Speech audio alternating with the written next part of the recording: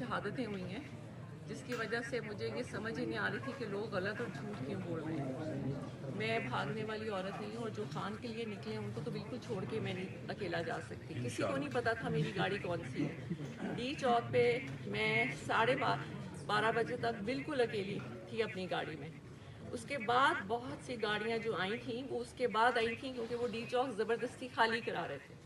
जी तो बिल्कुल। बीबी वहाँ से नहीं हटी थी, क्योंकि खान ने नहीं कहा था कि हटना है। मैंने सबको कहा था कि मुझे अकेले नहीं छोड़ना, लेकिन सबने मुझे अकेले छोड़ दिया था और मैं वहाँ बिल्कुल अकेली थी। ये सिर्फ मैंने आपको बताना है कि बीबी वहाँ अकेली थी और सब छोड़ के जा चुके थे।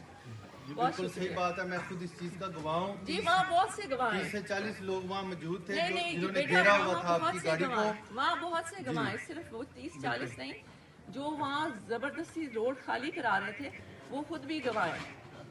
और जब मैं वहाँ से नहीं जा रही थी तो सीधी मेरी गाड़ी पे फायरिंग